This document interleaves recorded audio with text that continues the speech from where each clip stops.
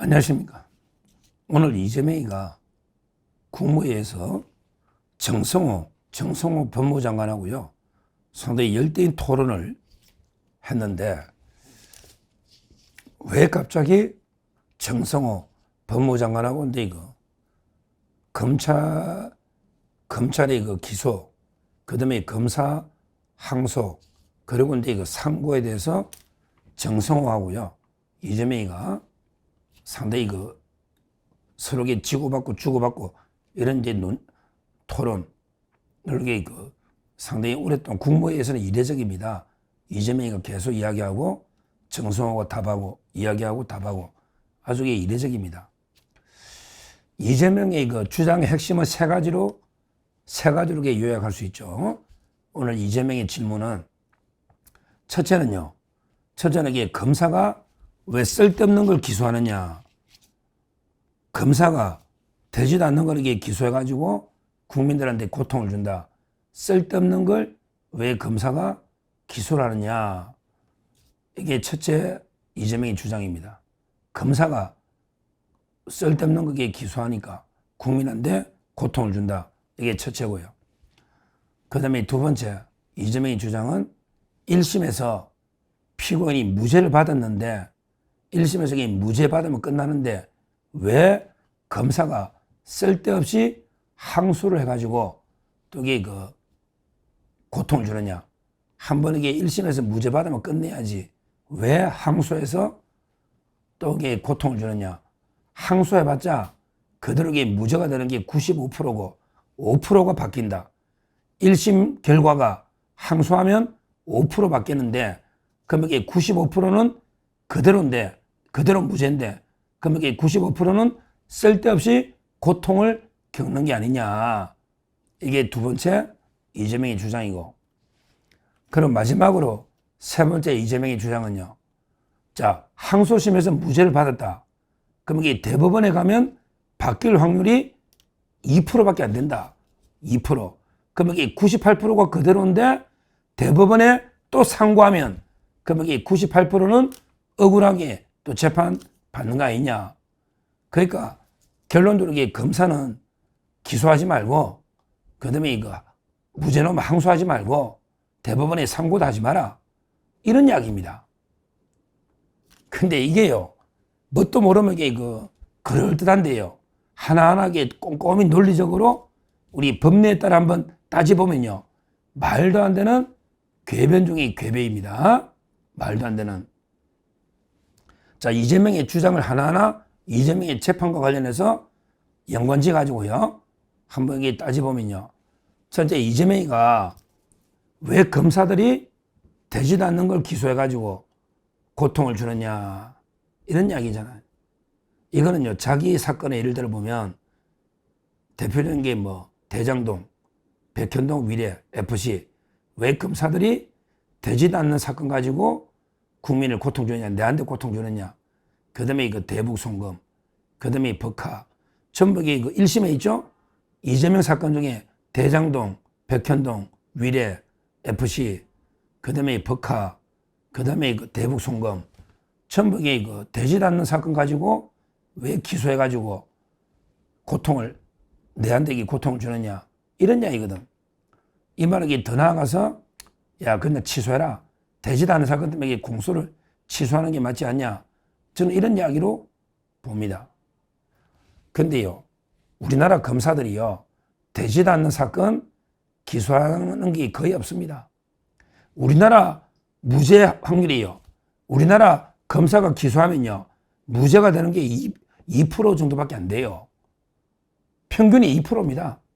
이재명이 것 재판하면요, 전부 유죄는 옵니다. 재판을 중단했잖아. 그러니까 중단되고 그렇지. 이재명 거요, 재판하면 전부 이게 유죄는 옵니다. 그러니까 우리나라 검찰 기소 중에 무죄가 되는 거는 2% 정도밖에 안 된다. 그러니까 검사들이 쓸데없이 되지도 않는 사건 기소하는 게 아니다 이 말이야. 다만 검사도 하나님은 아니잖아. 따라서 이게 100% 유죄는 아니지만 말도 안 되는 사건을 기소하는 경우는 없습니다. 특히 이재명 사건은요, 워낙 증거가 많고 그러기 워낙 중대한 범죄이기 때문에 검사가 기소하는 게 너무나 당연한데 이걸 가지고 이재명이는 왜 검사들이 사건도 안 되는 걸 기소해서 내를 괴롭히느냐. 자기 경험에 비추어서 하는 이야기입니다. 실질적으로 검사가 대부분 이게 범죄가 확실할 때 기소하지 쓸데없이 기소하는 경우는 없다. 이걸 첫째 제가 반박 말씀을 드리고요. 그리고 이제 두 번째 이재명의 주장은요. 1심에서 무죄 받으면 항소를 왜 하느냐 검사가 이 주장이거든요. 근데 이게요. 한번 생각해요. 저도 뭐 검사가 무조건 항소하는 거 아닙니다. 검사도 판단해보고 법원의 결정이 납득이 된다. 또 이게 뭐 새로운 증거가 나와가지고 항소해봤자 이게 안 된다면 항소 안 합니다. 검사가 무조건 항소하는 거 아닙니다. 항소 안 하는 경우도 많이 있어요. 그런데 검찰이 볼 때는 납득이 안 되니까 이걸 이게 이재명 사건으로 예를 들어 보면요. 이재명이가 위정교사 있죠. 위정교사 김진성 씨를 교사에서 그때 검사 사칭 사건에 김진성 씨한테 위정을 교사했다. 이게 1심에 무죄 나왔잖아. 그러니까 이재명 입장에서는 1심에 무죄 나오면 끝내야지. 왜 검사가 항소하느냐. 이런 이야기거든요. 이런 이야기야. 그런데 제가 검사라도요. 항소 안 할 수가 없는 게 김진성 씨가 위정했다고 자백을 하잖아. 자백을 해가지고 김진성 씨가 벌금이 나왔다고. 벌금이. 근데 이재명이는 무죄야. 이게 말이 됩니까? 위정했다는 사람은 자백하는데 위정 교사했다는 놈이 무죄가 나왔다. 그것도 녹취록에 보면 계속 거짓말 기억나는 걸로 해달라. 기억이 안 난다는 걸 억지로 기억난다.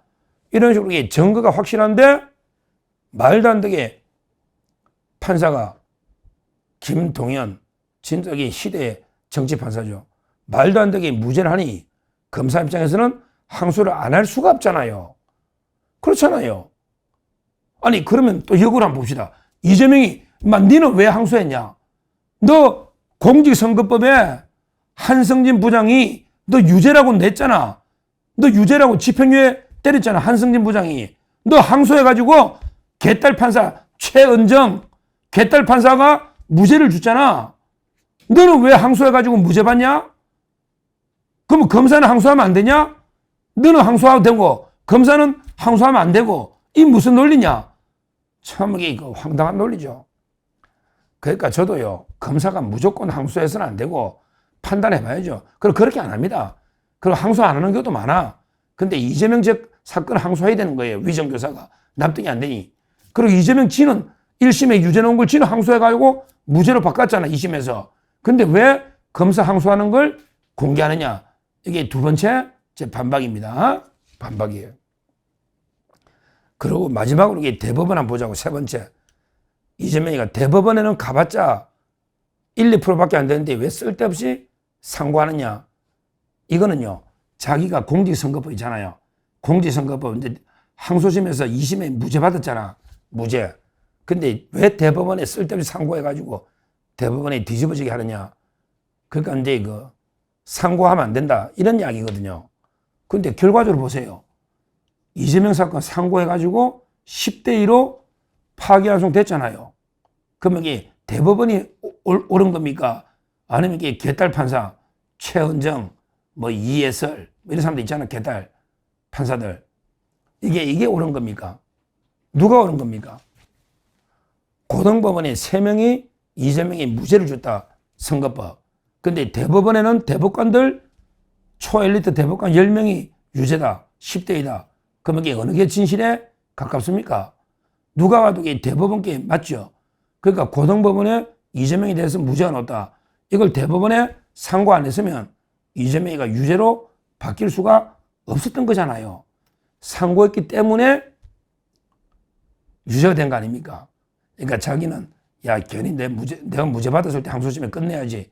왜 대법원에 가냐? 이런 이야기거든요. 결국 이재명이가 정성호 보고 뭘 했냐? 앞으로 이게 항소나 상고를 제한해라. 항소, 상고를 못하게 해라. 이런 식으로 지시를 한 겁니다. 근데 자기는 그럼 왜 항소?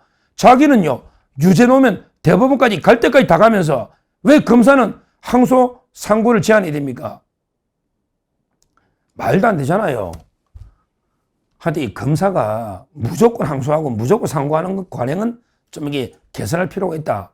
그러나 이재명 사건은요, 결국에 대법원까지 가가지고 10대 1로 유죄 만들었잖아요. 안 했으면 안 되잖아요.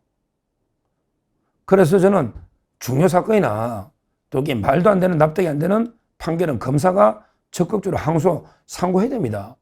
저는 이재명의 재판 중단 결정에 대해서도 검사가 항고해야 된다. 이렇게 주장합니다. 재판 중단에 대해서도 항고하고 대법원까지 다투봐야죠. 근데 이재명이가 갑자기 왜 이런 이야기 할까? 갑자기 뭐 아마 재판이 재개될 수도 있겠다. 쫄은 것 같아요. 지금 재판 재개 문제가 많이 나오잖아요. 이거 희망 고문이 아닙니다. 이재명의 재판을 재개라는 게 많이 나오고 이번에 판사 인사이동 되면요. 또 원칙 판사들이 가면 재개할 수도 있고요. 또 사법부하고 극한 대결을 하다 보면 대법원에서도 재개 결정을 할 수가 있고요. 그걸 떠나서 이재명의 지지율이 폭락해서 재판 재개라는 여론이 압도적이면 재개 안 할 수가 없어요. 지금 나경원 의원부터 장동혁 대표 전부 재판 재개해라 이렇게 주장하고 있거든요.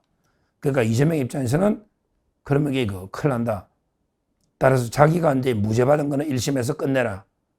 자기가 무죄 받은 거는. 자기는 유죄 나오면 항소하고 검사는 항소 못하게 하고 이런 식으로 자기 방어를 위해서 말도 안 되는 규정을 만들라. 이런 주장입니다. 그러니까 자기는 만에 하나 유죄 나오면 항소, 대법원에 상고하고 근데 자기가 만약에 무죄를 받으면 아니 검사는 항소나 상고를 못하게 이런 말도 안 되는 주장이다. 이렇게 보고요. 하여튼 이재명의 재판은 절대 중단돼서는 안 된다.